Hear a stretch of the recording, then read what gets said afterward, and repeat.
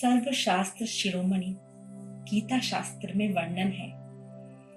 जब अर्जुन को परमात्मा का साक्षात्कार होता है तो वे कहते हैं, हे प्रभु, आपके इस तेजोमय स्वरूप को मैं देख नहीं सकता, मैं अपने भीतर समा नहीं सकता।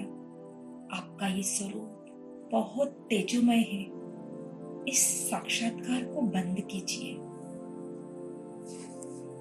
अर्जुन ने परमात्मा शब्द का यूज किया, अर्थात परम आत्मा। हम सभी आत्माएं हैं, रूह है, लाइट है, एनर्जी है, सोल है। लेकिन हम सबसे बड़े ते बड़े वो परम आत्मा जो सुप्रीम सोल है, सुप्रीम एनर्जी है और शक्तियों के सागर है, वही शिव है,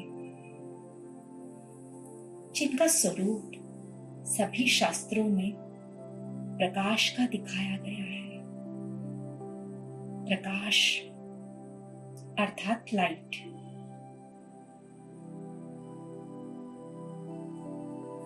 गीता में कहा गया है, परमात्मा न जन्म लेते हैं न उनकी मृत्यु होती है। वास्तव में हमने जिन शास्त्रों में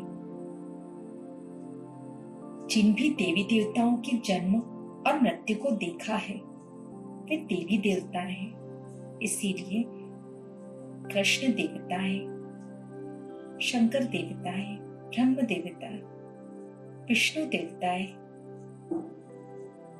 राम देवता है, लेकिन शिव परमात्मा कहा गया है।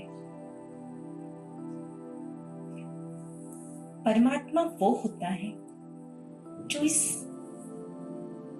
भूमि, गगन, वायु, धरती और आकाश से अर्थात 5 तत्वों की दुनिया से उपराम हो।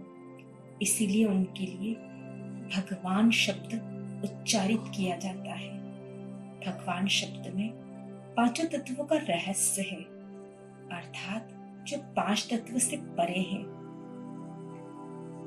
केवल शिव परमात्मा ही एक है जो कभी न जन्म लेते हैं न उनकी मृत्यु होती है, क्योंकि वे एक प्रकाश है, एक एनर्जी है, एक शक्ति है। वे अनंत है, वे इन्फिनिटी है। सभी धर्म में उन्हें ईश्वर स्वीकार किया गया है।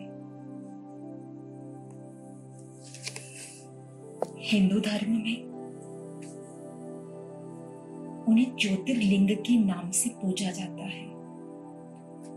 जो व्यक्ति मेडिटेशन या ध्यान नहीं कर सकते हैं, उनके लिए शिव की मूर्ति लिंग के रूप में स्थापित की गई, अर्थात ज्योति का स्वरूप शिवलिंग। इसीलिए हमारे हिंदू धर्म में ज्योतिर्लिंग को सर्वोच्च माना गया है, अर्थात ज्योति का स्वरूप। मुस्लिम धर्म में अल्लाह नूर है, अर्थात वो एक प्रकाश, एक लाइट है। ईसाई धर्म में गॉड इज लाइट, माना एक प्रकाश, एक ज्योति। ईसा मसीह ने हमेशा कहा, I am son of God, माना वो पैगंबर थे, परमात्मा नहीं थे, ईश्वर नहीं थे। ऐसे ही गुरु नानक जी ने सिख धर्म में कहा है, एक ओंकार, निराकार, निर्वैर, अर्थात वो एक है जो निराकार है। ऐसे ही फारसी धर्म में मशाल को ईश्वर का दर्जा दिया गया है, अर्थात लाइट। जैन धर्म में मेडिटेशन के माध्यम से उन्हें पाने का रास्ता दिखाया गया है। बौद्ध धर्म स्थापक गौतम बुद्ध को एक पहाड़ के पीछे जब वे पेड़ के नीचे ध्यान कर रहे थे तो एक लाइट का साक्षात्कार हुआ और तभी उनकी ऊर्जा सर्वोच्च ऊर्ध्व गति को प्राप्त हुई। अर्थात बौद्ध धर्म में भी परमात्मा को प्रकाश माना गया है, उनका ध्यान किया गया है। जापान और चीन में भी एक लाल पत्थर का मेडिटेशन किया जाता है। तो सभी धर्मों में केवल ईश्वर एक शिव को ही माना गया है, सिर्फ शब्दों का फेर है, परमात्मा एक है। अब समझते हैं उनका निवास स्थान।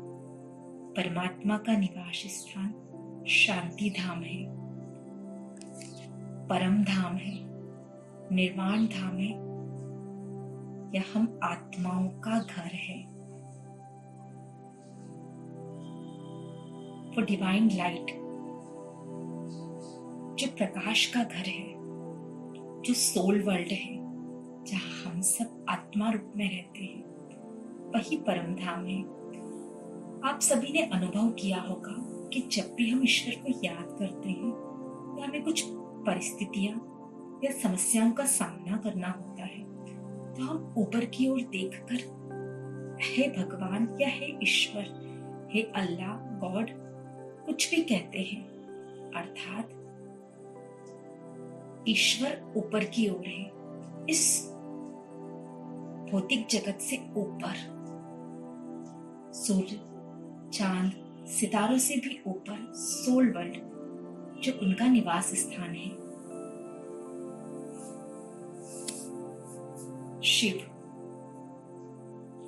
शिव को पाने का एकमात्र रास्ता जो शिव ने खुद बताया है वो है ध्यान, मेडिटेशन। राजयोग के माध्यम से हम उस ईश्वर, उस परमात्मा, अल्लाह, गॉड, एक ओंकार, उसको पा सकते हैं। और यही एकमात्र रास्ता है जिससे हम उनका साक्षात्कार कर सकते हैं, उनसे बातें कर सकते हैं, उन्हें अपनी मन की बात कह सकते हैं, उनकी सुन सकते हैं।